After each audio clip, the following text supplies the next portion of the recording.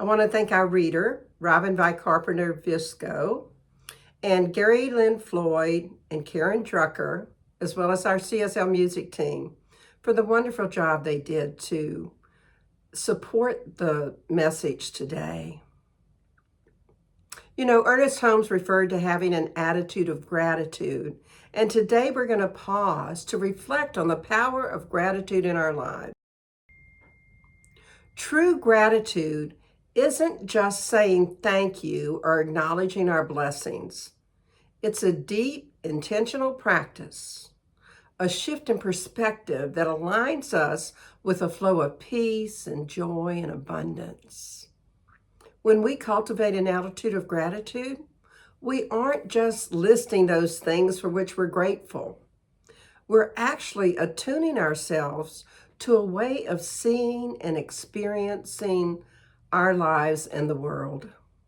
But before I continue, let me give you your question for the week.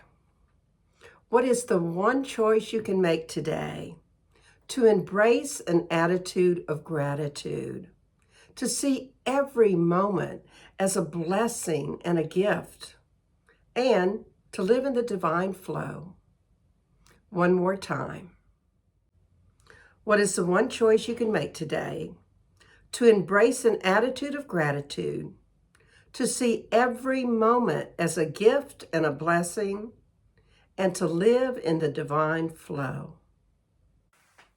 Gratitude, as we're going to explore it, is an invitation to enter the world of the soul, a sacred space where we feel the interconnectedness of all things, even amid challenges.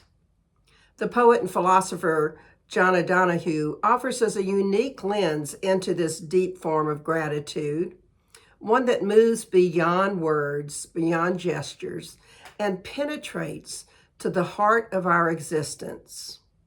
In his blessing for presence, he writes this: "Awaken to the mystery of being here and enter the quiet immensity of your own presence." Imagine if we were to awaken to the mystery of our lives, to see the magic and the wonder in just being here, alive in this very moment. Gratitude opens our eyes to this mystery. It shifts our attention from what we feel we may lack to the beauty and abundance that surrounds us. When we adopt this kind of gratitude, we're no longer stuck in that mindset of scarcity or comparison. Instead, we enter into that quiet immensity of our presence, an awareness of how extraordinary it is to simply be.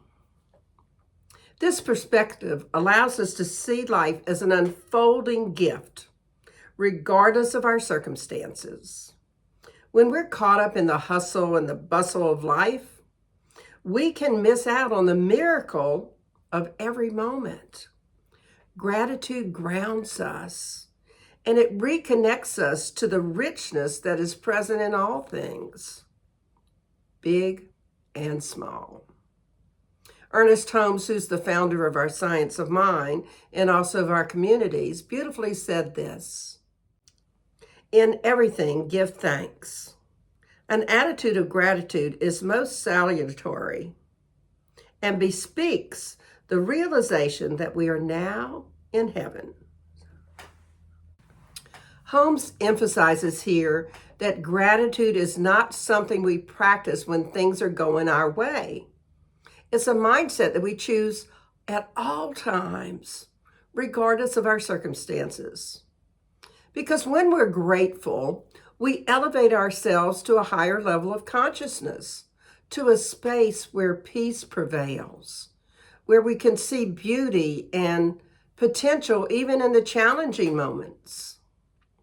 An attitude of gratitude is an active approach to life. It requires us to go beyond our circumstances and instead consciously see the blessings and the gifts present in every moment. Ralph Waldo Emerson captures this beautifully in this reminder. Cultivate the habit of being grateful for every good thing that comes to you, and give thanks continuously. And because all things have contributed to your advancement, you should include all things in your gratitude.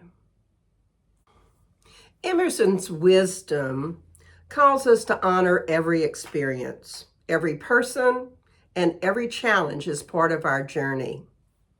There's a beautiful little story for children about gratitude, and it was written by Leonard Cavallaro. And I'm going to paraphrase it. There was this little boy, and his teacher had given him an assignment about gratitude, and he hated that word. And for the last 2 hours, they'd been sitting in class listening to all the kids get up and talk about gratitude. And he noticed that they were discussing all the things that were wonderful. Well, Sam's voice cut through his thoughts as he was concluding his presentation, and the children were clapping, and the teacher was taking him back to his seat and praising him for a sincere and humbling presentation. And the little boy knew he was next. He knew his teacher wasn't going to like what he had to say about gratitude. And then he spoke his mind. It's so unfair, he's thinking. I share my opinion about gratitude, and where does it get me? Detention. 2 whole months of detention. Well, he sulked silently, wondering how he could possibly survive 2 whole months of torture. So on his first day in detention, at recess, after a few minutes, he walked over to the window. He looked outside and took a really deep breath to calm himself. It was a beautiful day, and the lawn was glimmering. It had crystal-like droplets sparkling on every blade of grass. The trees were swaying. There was a soft wind, and he could hear the birds. And he was thinking the sky was nice and clear and blue, but clouds were drifting by and floating away, leaving the sky behind. And he thought, just like my father. He bit back tears, and slowly he was sobbing softly, wondering why he was left alone without anybody to turn to. A little bit later, he heard a knock on the door, and he heard, "Hello, it's me, Sam." He turned his head to look at the entrance, and he said, "Go away." Well, he noticed his voice was shaking a bit because he was still trying to hold back those sobs. The knocking stopped, and then he noticed that he was wondering about stewing over what he had done that had made his father leave. Well, then the door cracked open a little bit more, and he heard some soft footsteps. He kept his eyes closed and said, "I can't take it anymore." "What?" he shouted, louder than he expected.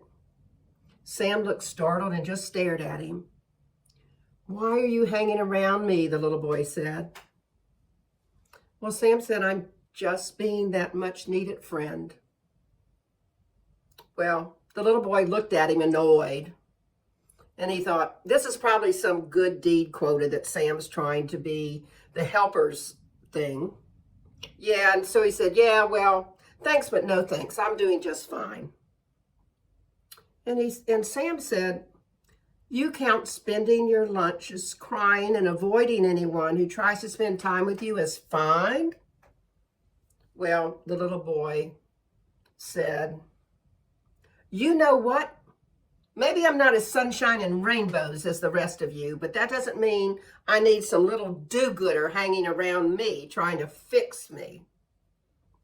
Well, he stared in shock and sadness, and he was feeling very unhappy as Sam walked away, thinking he couldn't really want me as a friend anyone, not once he got to really know me. Well, the next day, the little boy faked sickness, and his aunt, Becky, was angry because she had to take some time off of work to stay home with him. The second day, he did the same thing, and she stayed home. Well, the third day, he tried it again, and his aunt said, no, you're going to school today. So he groaned and managed to get to school. And he managed to avoid Sam at the first break. But all throughout the lessons, he was thinking about Sam. And then lunch rolled around, and he felt trapped. Once again, sitting in the office in detention. So he heard the knocking, and he tried to ignore it. He tried to pretend that he didn't hear it. But of course, the door creaked open and Sam walked in. So the little boy said, please just leave me alone. And there was a silence for a while. And then he heard Sam walking away. Well, all of a sudden he realized what he had done. He had turned away the one person who had taken the time to try to get to know him, who had tried to understand him. So realizing he needed a friend, he sprinted out of the office and tried to find Sam. He ran down the corridors, looking left and right, nothing. But when he reached the exit to the eating area, he stopped and yelled, Sam. I shouted as I spotted him heading down the stairs. Well, Sam stopped, and he paused for a moment, and then he said, look, I'm lonely and I shouldn't have pushed you away. It's just, well, I'm trying to say, I'm sorry, Sam. Well, and he smiled, a weak smile, but nonetheless a smile. Well, Sam didn't move. He wasn't surprised. How could he think that Sam would want to befriend him after the way he'd been treated? Well, then all of a sudden, Sam smiled at him and went back to the detention room with him to have lunch. 2 months later, the little boy was one of the happiest little boys that he had been in a long time. He'd gotten better about thinking about his dad since then, and had even begun to tell Sam what had happened. They were best friends now, and it was great to finally have somebody to talk to. They hung out at lunches and nearly every afternoon, and he learned more about his Aunt Becky. And they both shared grief over the loss of his dad. He realized how lucky he was to have such a friend and a home where he had a caring aunt to take care of him. He was so happy to have so much to be grateful for. And he finally understood what gratitude truly meant. With gratitude, we recognize that everything we encounter offers us something, a lesson, a blessing, or sometimes, like the boy in the story, a mirror to look deeper into ourselves. Lesson 123 of A Course in Miracles tells us this: a day devoted now to gratitude will add the benefit of some insight into the real extent of all the gains which you have made, the gifts you have received. As we graciously accept all that shows up in our life, we learn to see the insight and the gifts in everything we experience. Practicing gratitude, however, does not mean that we ignore the difficulties in our life. It doesn't mean that we have to deny our struggles. In fact, gratitude can transform our approach to life's challenges and allow us to shift so that we have an approach to life's challenges where we focus on the gifts that we're being given from those experiences. John O'Donohue actually touched on this in his blessing for a new beginning. Though your destiny is not yet clear, you can trust the promise of this opening. Unfurl yourself into the grace of a beginning that is one of your life's desire. In these lines, we actually find encouragement to embrace the unknown, to embrace those difficulties and uncharted territories that show up in our lives, and to embrace them with trust and with gratitude. Our journey is not always going to be easy, but gratitude allows us to hope and have a hopeful vision for the future. And Sometimes even when we can't see that there's any way for us to move forward. At those moments, it's important for us to remember that our challenges are moments that teach us resilience, they reveal our strengths, and they draw us closer to the real self of who we are. When we can express gratitude for our challenging experiences, we open our hearts and minds to receive the blessings that are embedded within them, even if they're not immediately obvious. And I can tell you sometimes it takes a while to see the blessing. Brene Brown, who has deeply explored vulnerability and authenticity, shared this thought. What separates privilege from entitlement is gratitude. You know, she means that when we approach life with gratitude, we transform how we relate to the things around us. We stop assuming that we deserve something, and we start appreciating every opportunity, every gift, and every lesson with openness and with humility. Through gratitude, we can come to understand that every moment truly is a gift, rather than something that's owed to us. And this softens our hearts and keeps us open to learning. In Lesson 153 of A Course in Miracles, we're reminded of the many gifts that surround us constantly. All things that live bring gifts to you and offer them in gratitude and gladness at your feet. The scent of flowers is their gift to you. The waves bow down before you, and the trees extend their arms to shield you from the heat and lay their leaves before you on the ground that you may walk in softness, while the wind sinks to a whisper round your holy head. How often do you actually stop and give thanks for the flowers or the waves or the trees or the leaves? What if you paused right now and just did that? Grateful for all of that beauty that surrounds us. I've found in my life that gratitude is a state that invites peace. When I can be grateful for what I have and not be caught up in what seems to be lacking in my life or what I might have felt like I lost, I'm much more peaceful. The Course in Miracles teaches us that love will enter immediately into any mind that truly wants it.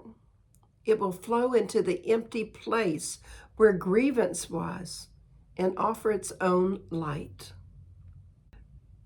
That tells me that there is a transformative power in gratitude. It allows us to release grievances and grudges and pain and make room for the love and the peace and the joy that can replace it. Gratitude is a balm to the soul. It cleanses us from resentment and opens us up to the abundance of love that is always available, like Sam was to that little boy in detention. When we cultivate gratitude, we open ourselves to the greater flow of life. We begin to see that the universe is always providing. It's always supporting us, and it's always for us. Gratitude invites us to let go of scarcity thinking and to live in the abundance of the moment. We realize that the true treasure of life is not in accumulating stuff or things, but it's in connecting deeply with ourselves, with others, and of course with the divine. Let's take a moment right now to just be still and breathe in gratitude. All it takes is thinking of one thing, whether it be big or small, that you're grateful for today. Allow yourself to feel that gratitude fully. Hold it in your heart. Notice, does it uplift your spirit? It uplifts mine. Imagine yourself radiating this gratitude outward, blessing the world with the peace and the upliftment that it brings to you. John O'Donohue, in his blessing for the senses, included these lines: "May you experience each day as a sacred gift, woven around the heart of wonder." Imagine what it would be like to experience each day as a sacred gift, starting and ending your day with gratitude, honoring each experience as part of the divine life. When we adopt an attitude of gratitude, we're not reacting to life's events anymore. We're embracing life fully, all of its ups and downs. And this perspective can bring us joy and love and a sense of peace and purpose that transforms any temporary circumstances. So as I end today, I invite you to cultivate this transformative attitude of gratitude.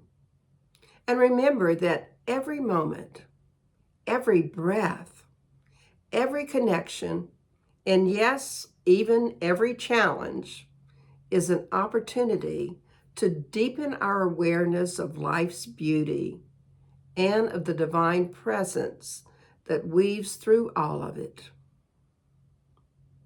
I invite you to live from this day forward, seeing life through a lens of gratitude, seeing a life that awakens your soul and opens your heart and connects you deeply to the love that surrounds you always.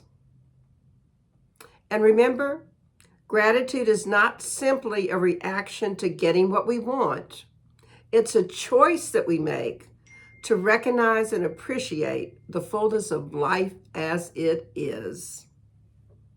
It's the practice of looking at each experience as part of our growth, as part of our journey on this planet, towards deeper love and deeper understanding and more wisdom. When we adopt an attitude of gratitude, we align ourselves with the divine flow and we welcome joy and love and abundance into our lives. So may we each continue to nurture this attitude of gratitude and to welcome peace and love into our hearts and to share it freely.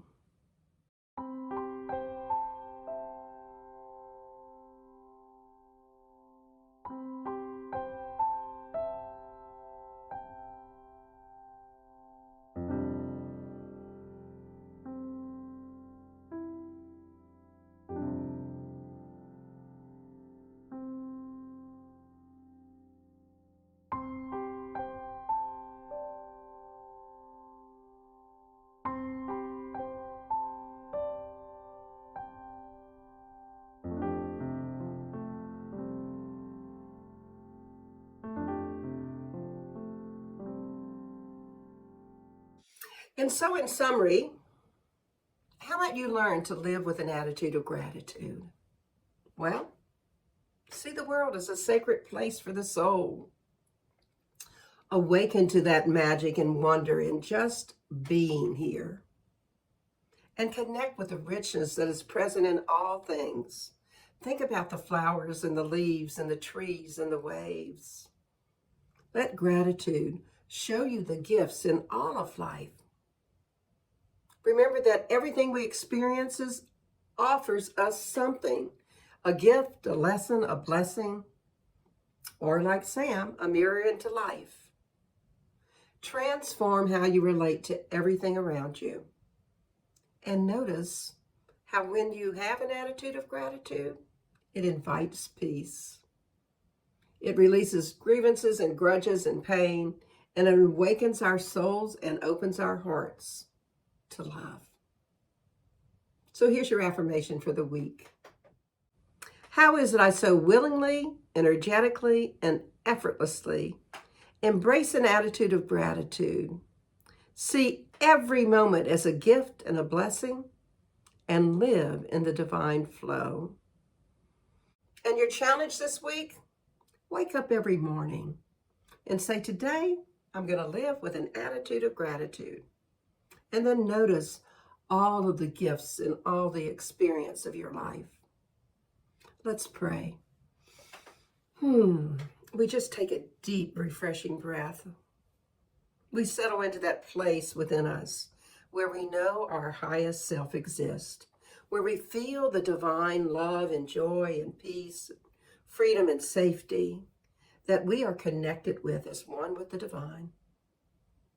And what I know to be the truth is that each of us is learning more about how to live with an attitude of gratitude, how to see those challenges as offering us a gift or a blessing, as allowing us to see our strengths, our courage, how amazing that we are in adversity.